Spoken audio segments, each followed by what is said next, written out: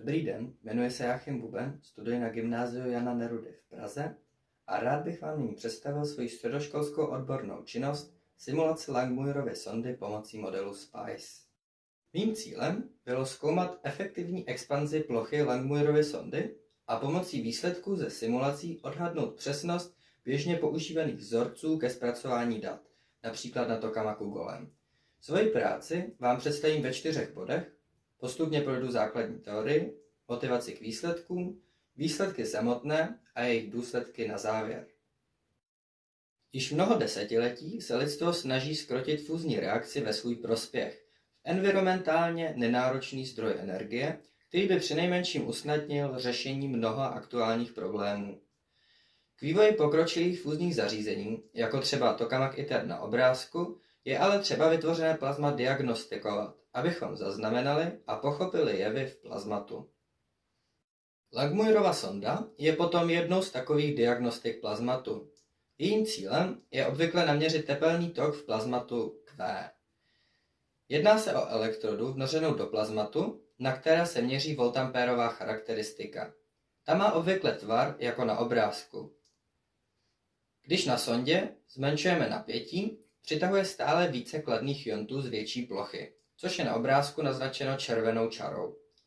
Tento jev potom nazýváme efektivní expanzí plochy sondy, což je jedno z hlavních témat mé práce. Tato specifická část voltampérové charakteristiky má lineární průběh. Směrnici této přímky si označím jako alfa, koeficient efektivní expanze plochy sondy. K získání tepelného toku naměřím na Langmuirově sondě elektronovou teplotu TE, k tomu je tedy ještě zapotřebí jiné sondy, a proud při určitém napětí. Obě hodnoty dosadím do uvedeného vzorce. V něm ale vystupují 2 konstanty. Alfa, koeficient efektivní expanze plochy sondy, který slouží ke korekci naměřeného proudu na hladinu iontového saturovaného proudu plazmatu, a gamma, takzvaný Heat Transmission Factor, který určuje, jakou energii přenese každá částice skrz stěnovou vrstvu, která se v plazmatu tvoří v okolí sondy. Oba koeficienty jsou z jednoduchého měření těžko určitelné. Korekce pomocí alfy se tak často úplně vynechává. Faktor gamma je sice možné predikovat, ale k predikci je potřeba iontové teploty. Ta se získává pouze velmi obtížně. Proto se často celý faktor považuje za konstantu pro daný tokamak. Oba jsou ale zásadní pro výpočet tepelného toku. Proto se budu dále zabývat tím, jaký vliv na tento výpočet hraje jejich zanedbání nebo aproximace. A to už se dostávám k motivaci mé práce. Mým cílem je nasimulovat pomocí modelu SPICE tyto 2 klíčové koeficienty alfa a gamma a poté uplatnit své výsledky na reálná data z Tokamaku Golem, abych ukázal případné nedostatky v přesnosti jejich zpracování. Ve své práci jsem se také zabýval zkoumáním jevů, které efektivní expanzi plochy sondy způsobují. Existují sice vzorce odhadující tuto expanzi, nebylo ale zatím podrobně zkoumáno, jaký vliv na expanzi hraje třeba geometrie sondy. Já se zaměřím nejen na geometrii sondy, ale i na 2 dominantní jevy. Pohyb částic podél magnetického pole, což budu nazývat jako magnetické stínění, a přitahování nabitých částic v plazmatu napětím na sondě, což budu nazývat potenciálovou jámou. Samotnou představu problému můžete vidět na obrázku. Částice se v plazmatu obvykle pohybují podél magnetického pole, pokud se ale do plazmatu vnoří nabitá sonda, celá situace se komplikuje. Dosud totiž není přesně známo, co se v nejbližším okolí sondy děje. Proto se můj výzkum zaměří na poměr efektu magnetického stínění a efektu potenciálové jámy. Na tomto slajdu už můžete vidět, jak jsem nastavil své simulace. Obě simulace byly dvoudimenzionální. Koeficient alfa jsem simuloval se sondou v průřezu, přičemž částice jsem do prostředí pouštěl jak z injekční zóny shora, tak zdola. Naopak u Heat Transmission Factoru gamma jsem simuloval plazma dopadající shora na nabitou stěnu. Nejprve jsem tedy simuloval Heat Transmission Factor gamma, kde se ukázalo, že teoretická predikce tento koeficient podhodnocuje. V simulacích se měnil koncentraci vodíku a helia. Oba plyny se totiž střídavě používají na tokamaku Golem a při výměně může dojít k promíchání. Mě zajímalo, jak tyto případné nečistoty ovlivní gamu. Varioval jsem také poměr iontové a elektronové teploty plazmatu tau. Dále jsem simuloval koeficient alfa pro různé tvary sondy.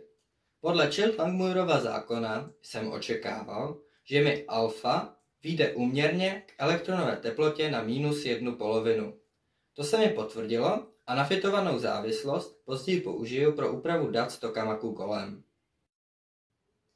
Nyní, pokud jsem data z tokamaku Golem upravoval pouze za pomocí nasimulované alfy, přičemž jsem ve výpočtu použil predikovanou gamu, odchylka se pohybovala v rámci desítek procent. To poskytuje velmi zajímavý náhled na přesnost zpracování dat z Langmuirovy sondy. Pokud jsem data upravoval i pomocí nasimulované gamy, rozdíl byl rovněž markantní. Hodnoty běžně zpracovaných dat dosahovaly pouze 85% hodnot dat zpracovaných pomocí mých nasimulovaných koeficientů. Je zajímavé, že uvažované efekty působí proti sobě. Vůči úpravě s alfou jsou data nadhodnocená, zatímco vůči gamě naopak podhodnocená. K samotnému výzkumu efektivní expanze plochy sondy jsem využil možností simulace a zobrazil jsem si proudnice částic v plazmatu. Něco takového by u fyzických experimentů bylo nemožné. Všechny částice, které dopadaly na sondu přímo zepředu, jsem nazýval dominantním tokem a považoval za částice z efektu magnetického stínění. Naopak částice, které byly přitaženy až po průletu kolem sondy, jsem si označil jako částice přitažené potenciálovou jámou. Zajímavým výsledkem je, jak můžete vidět na obrázku, že všechny částice dopadající na sondu pochází z magnetického pruhu rozšířeného o efekt potenciálové jámy. Tuto tezi jsem ověřoval měřením toků částic v simulaci. Vyšlo mi, že poměr dominantního toku a zpětného toku v magnetickém pruhu, což jsou na grafu zelené a oranžové křivky, má podobné hodnoty a dodržuje stejné trendy jako poměr částic dopadajících na přední stěnu sondy ku částicím dopadajících na zadní stěnu sondy. Tím je potvrzeno, že skutečně všechny tyto částice pochází z magnetického pruhu. To ale nabízí prostor pro vytvoření nové teorie. Celý problém je možné popsat pouze pomocí magnetického stínění, pokud se zahrne jeho specifické rozšíření potenciálovou jámou. Tyto výsledky mohou být námětem mé další práce. Abych to tedy shrnul, pomocí vlastních simulací v modelu SPICE jsem nasimuloval koeficienty alfa a gamma, klíčové koeficienty pro přesné zpracování dat z Langmuirovy sondy. S jejich pomocí jsem opravil zpracování reálných dat z tokamaku Golem, čím jsem odhadl přesnost běžného zpracování. Významným výsledkem potom je, že se mi podařilo ukázat principy platící pro efektivní expanzi plochy sondy. Jako dominantní mi vychází magnetické stínění, pro které je ale nutné počítat s rozšířením potenciálovou jámou. Tím bych vám chtěl poděkovat za pozornost.